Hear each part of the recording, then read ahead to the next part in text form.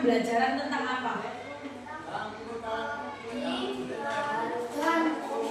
Pasti ya, modifikasi dasar artifisial. Kemarin Bu Lutfi sudah memberitahu apa sih pengertian dari modik dan kecerdasan artifisial.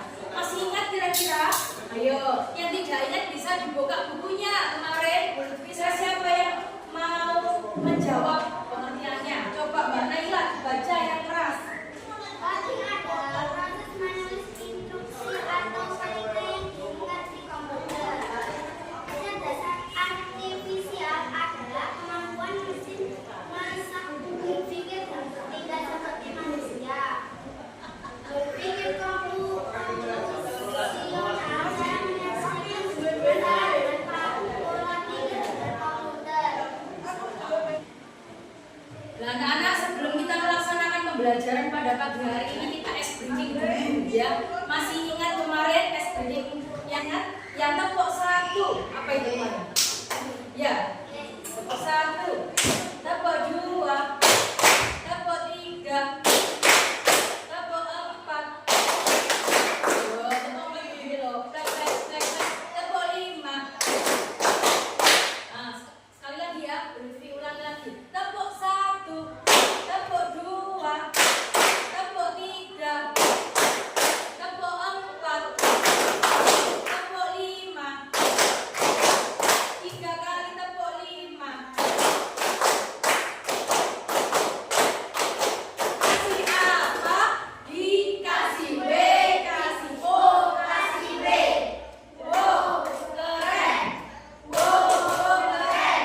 Tepuk tangan buat anak-anak. Ini anak-anak, kita melaksanakan pembelajaran tentang apa? Coding dan kecerdasan artifisial, yaitu materinya berpikir komputasional. Anak-anak kira-kira tahu apa itu berpikir komputasional? Tahu apa tidak? Tidak ya? Nah, kalau tidak tahu silakan dibaca itu deskripsinya. Berpikir komputasional, coba dibaca yang suaranya paling keras ini siapa ya?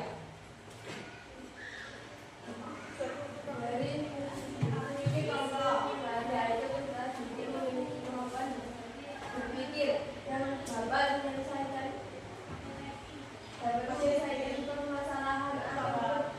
Nah, lagi ya, biar anak-anak kedengaran semuanya.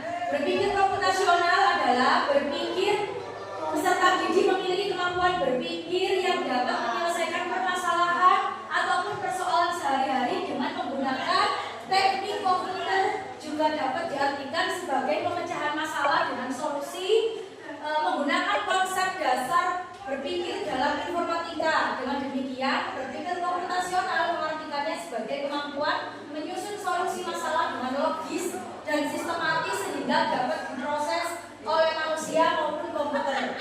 Ya, jika kalau kalian mau berangkat sekolah ya, mau berangkat sekolah itu kan pastinya ada yang perlu kalian siapkan ya. Tidak mau langsung kalian sudah habis dari rumah terus nyampe ke sekolah, kan tidak mungkin ya. Kayak sini mana yang hilang habis dari sekolah terus habis dari rumah terus di sekolah. Pastinya ada tahap-tahapnya ya, atau langkah-langkah. Kalian mulai dari berangkat ke sekolah itu dengan apa? Memakai apa biasanya? Membawa sepeda, ada yang jalan kaki. Pakai sepeda semua ya. Nah, sebelum pakai sepeda itu kira-kira apa yang kalian siapkan sebelum kalian berangkat ke sekolah itu? Biasanya apa? Apa? Bawa bekal dulu. Terus apa lagi? Sebelum kalian berangkat ke sekolah, apa yang perlu kalian siapkan? Menyiapkan bukunya juga. Terus ada lagi apa? Menyiapkan seragamnya ya, biar tidak lupa pakai seragam apa ya hari ini. Biasanya itu ada yang lupa hari Senin tiba-tiba pakainya baju pramuka, padahal hari Senin itu baju apa? Baju merah putih ya, gitu ya anak-anak. Jadi harus kita persiapkan langkah-langkah urutannya secara logis atau sistematis. Jadi kita itu diharapkan nanti anak-anak setelah kita mempelajari berpikir komputasional dan anak-anak ini mampu menerapkan dalam kehidupan sehari-hari. Banyak sekali anak-anak kegiatan sehari-hari kita yang kalau kita menerapkannya dengan berpikir komputasional, nantinya anak-anak akan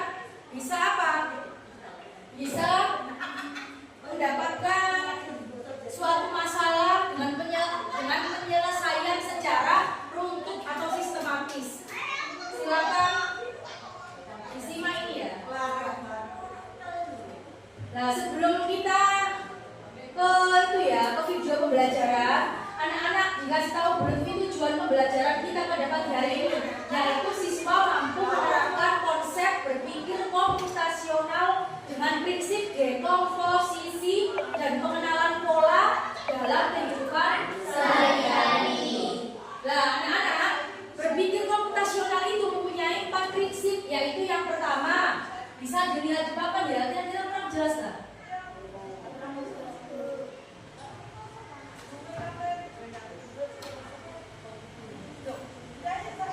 Nah, ada 4 anak-anak, yaitu dekomposisi. Dekomposisi ini adalah proses memecah masalah yang kompleks menjadi bagian-bagian yang lebih kecil dan lebih mudah dikelola. Misalnya ya, jika kalian ingin membuat suatu aplikasi ada di papan tulis ini ya, diputarkan dulu video tentang berpikir komputasional menggunakan prinsip dekomposisi, biar anak-anak lebih memahami dengan memperhatikan video yang sudah disajikan Bu Lutfi ya. Disimak baik-baik.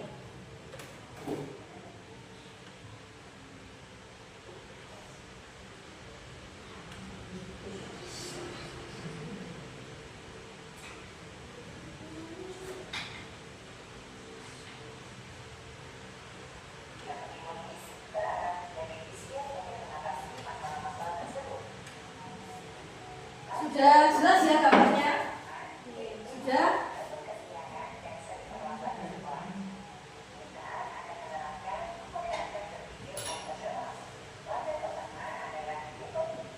Sisi. Artinya, kita akan memecah permasalahan menjadi bagian-bagian kecil agar lebih mudah dianalisis. Contohnya, mengapa saya bisa bangun kesiangan? Beberapa kemungkinan penyebabnya adalah saya tidur terlalu malam karena bermain ponsel atau menonton TV, saya lupa memasang alarm, saya memasang alarm tapi tidak bangun saat alarm berbunyi, atau saya sering menunda-nunda bangun setelah alarm berbunyi. Langkah kedua adalah pengenalan pola.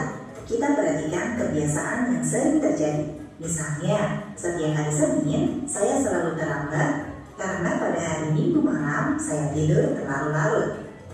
Langkah ketiga. Nah, anak-anak silakan perhatikan ya yang ada di papan tulis itu gambar apa? Gambar membuat kopi. Nah, membuat kopi itu kan ada langkah-langkahnya ya anak-anak. Sebelum kita membuat kopi, apa yang perlu kita siapkan? Yaitu bahannya ya. Ada gelas, ada apa lagi? Ada kopi, ada susu, ada gula, terus ada apa saja? Alatnya ada sendok, terus ada juga termos yang berisi air panas. Ini air panasnya sudah kalian buat di rumah ya. Di apa itu? Air yang mendidih, terus dimasukkan termos dibawa ke sekolah. Minta tolong perwakilan dua kelompok sini, masing-masing satu kelompok ini perwakilan maju ke depan satu anak. Silakan dia, Julia, Rizal sama ini ya. Naila, ayo cepetan. Praktek membuat kopi susu. Nah, apa saja? Silakan di sini. Silakan sampai praktek membuat kopi susu di depan kelas.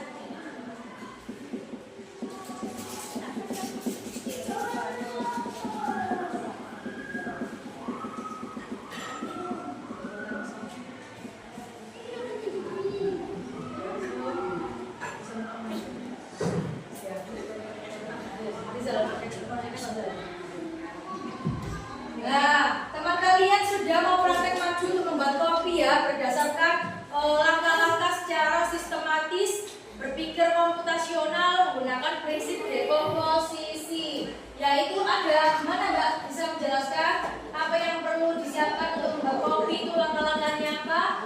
Karena tidak langsung ya, tiba-tiba kok bisa menjadi kopi seperti ini. Kan pastinya ada langkah-langkah. Pastinya ada apa?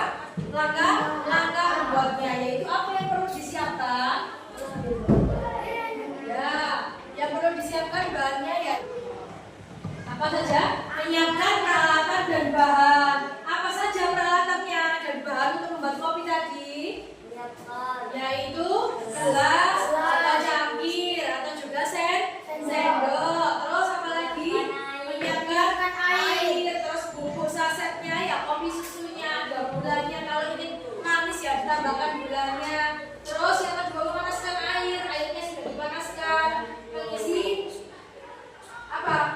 Mengisi gelasnya tadi ya, dikasih air panas. Kemudian masukkan bubuknya, masukkan kopi, gula gulanya tadi, masukkan susunya, kemudian diaduk rata, diaduk sampai larut, tercampur rata, terus setelah itu kopinya bisa dinikmati. Enak apa tidak? Enak. Ya, silakan dibawa. Kopinya silakan duduk di bangkunya masing-masing. Tepuk tangan buat kelompoknya yang sudah berjualan. Nah, dengan itu anak-anak sudah paham ya bagaimana konsep berpikir komputasional dalam kehidupan sehari-hari. Sudah paham apa tidak? Sudah kelompoknya Mbak Yulia? Sudah paham apa tidak tentang konsep berpikir komputasional menggunakan prinsip dekomposisi? Paham ya? Contohnya tadi kalian sudah membuat kopi. Sekarang Bu Lutfi punya 3 kartu masalah sesuai dengan kelompoknya ya. Bu Lutfi akan memberikan 3 kartu masalah. Silakan kartu masalah ini didiskusikan kelompoknya masing-masing.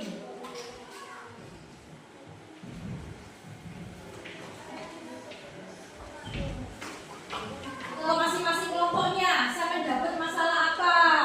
Terus sampean pecahkan ya, sampai bisa menyelesaikan masalah itu dengan menggunakan prinsip berpikir komputasional, yaitu dekomposisi. Dari apa? Urutan langkah-langkahnya itu apa? Coba kelompok 1, kelompoknya Mbak Yulia sampai dapat masalah apa, Mbak?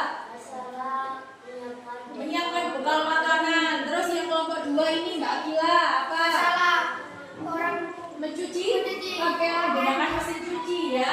Terus yang ketiga apa? masalah kemasan instan. Ya, silakan diskusikan dengan kelompoknya masing-masing. Sudah? Yang sudah didiskusikan tadi, yang keras Mbak Yulia. Sini Mbak Yulia. Masalah menyiapkan bekal makanan siang ke sekolah sejak pagi.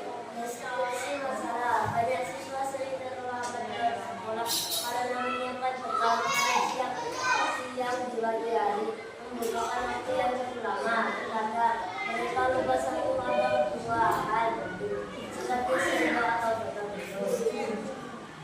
Penyelesaian dengan prinsip dekomposisi. Pecahkan masalah menyiapkan bekal makan siang dari bagian-bagian kecil. 1. Menentukan bekal. Apakah hari ini nasi roti atau burger? Apakah ada lauk tambahan?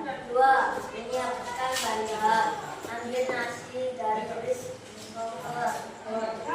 Ambil lauk dari koper. Siapkan buah atau Ya, sudah. Tepuk tangan buat Mbak Yulia. Kelompok 1. Sekarang kelompok 2 ya Mbak Naila. Silakan maju ke depan. Memecahkan masalah yang besar menjadi bagian-bagian kecil dengan langkah-langkah yang logis atau sistematis sesuai dengan urutan pemecahan masalah di komputer ya, harus secara sistematis. menyiapkan alat bahan air bentuknya panci, kompor, sendok, dan garpu mangkuk.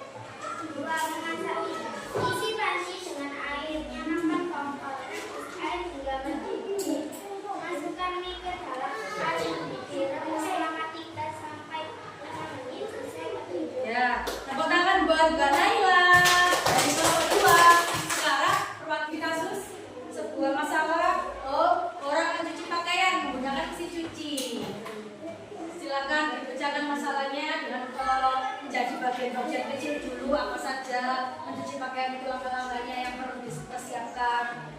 Masalah pertama, mencuci baju dengan mesin cuci agar bersih tidak bertukar dan aman untuk jenis kain yang berbeda. Langkah-langkah Nah, anak-anak tadi sudah mengerjakan tugas diskusi kelompok ya tentang apa? Dekomposisi, yaitu memecahkan masalah menjadi bagian-bagian kecil dulu sesuai dengan urutan langkah yang sistematis yang logis. Nah, sekarang yang kedua anak-anak, apakah kalian pernah melihat sesuatu yang berulang-ulang? Pernah? Mengapa penting mengenali pola? Bagaimana pola bisa membantu kita menyelesaikan masalah? Nah, sekarang Bu Lutfi punya permainan ya anak-anak. Ikuti instruksi Bu Lutfi ya. Kalau Bu Lutfi bilang 1, kalian bilang ya. Kalau ganjil, anak-anak mengucap. Tapi kalau ganjil mengucap angkanya 1, kalau benar bilang dot. ya. Mulai dari sini. 1 door ya. 2 door.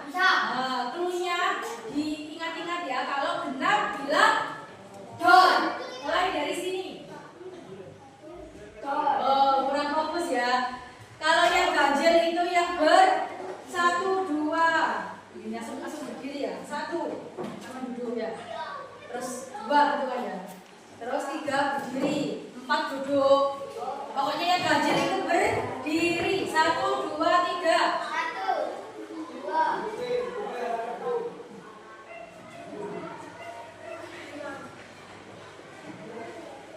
Ya, sudah. Kita verifikasi contoh permainan pengenalan pola.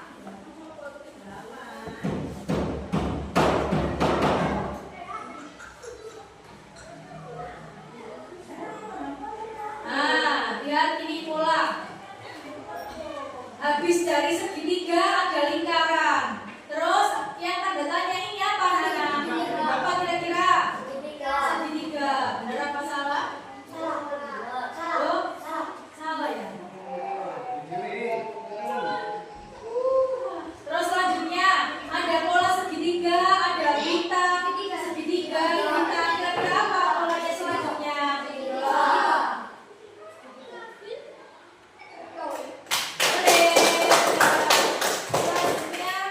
pola yang ketiga ada bintang, ada lingkaran, bintang, lingkaran. Kira-kira apa pola selanjutnya? Bintang. Terus apa lagi pola selanjutnya? Apa? Bintang. Coba lingkaran benar apa salah? Oh salah.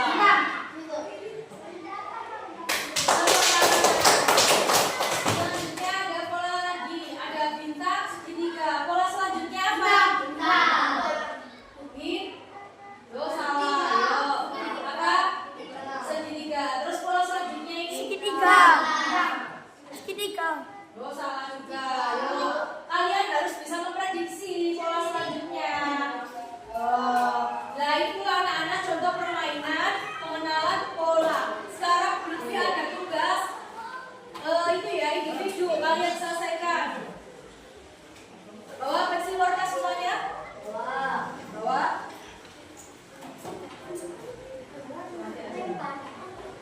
Nah ini ya anak-anak silakan dikasih Bu Lutfi. Itu. Sekarang dikasih waktu Bu Guru 5 menit ya. Ayo siapa yang kejar?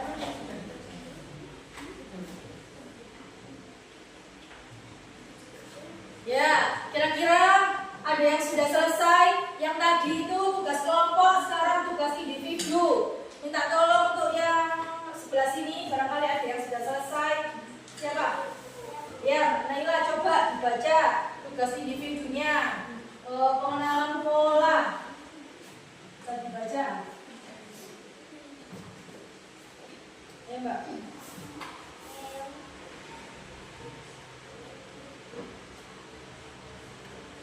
Mbak, baca Mbak. Yang keras ya. 1, Baduy. Nomor 2, Bata. Nomor 3, Asmat. Nomor 4, Sunda. Nomor 5, Dayak. Nomor 4, Betawi. Nomor 5. Ya, silakan. Salsa.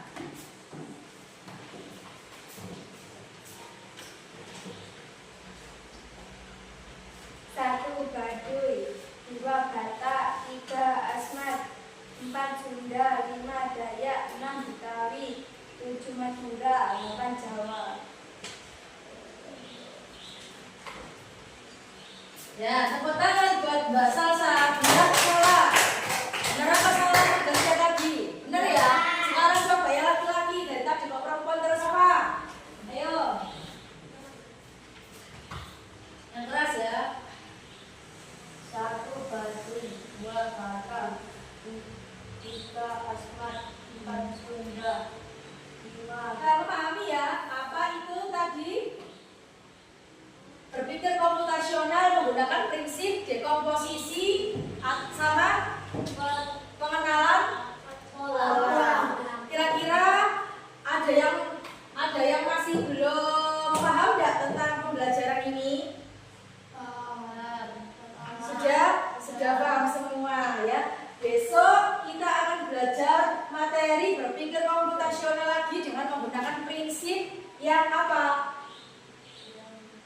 pembelajaran secara keseluruhan. Mulai dari apa tadi prinsip berpikir komputasional tadi, yaitu yang pertama dekomposisi, yang kedua pengenalan pola, terus yang ketiga ada satu masalah itu nanti kalian harus memecahkan masalah itu tadi dengan menggunakan 4 prinsip. Kalau tadi dikasih berarti soal menggunakan prinsip dekomposisi saja ya, sama apa? Sama yang pengenalan pola. Dari sini paham semua ya anak-anak? Nah, kesimpulan pembelajaran hari ini adalah pengenalan pola adalah kemampuan untuk mengidentifikasi kesamaan, perbedaan atau kecenderungan yang berulang-ulang dalam suatu data, situasi atau masalah dalam konteks coding dan kecerdasan artifisial atau disingkat dengan KKA. Pengenalan pola digunakan untuk menemukan solusi umum dari masalah yang berulang sehingga proses pemecahan masalah menjadi lebih cepat, efisien, dan otomatis. Kalau kesimpulan umumnya, yaitu setiap kegiatan sehari-hari bisa dijadikan kasus pembelajaran berpikir komputasional, khususnya dekomposisi, dengan keuntungan apa anak? Keuntungan apa? Ya, membantu siswa berpikir secara terstruktur. Terus apa lagi anak-anak? Yang kedua, ya, ada lagi keuntungan yang ketiga anak-anak apa?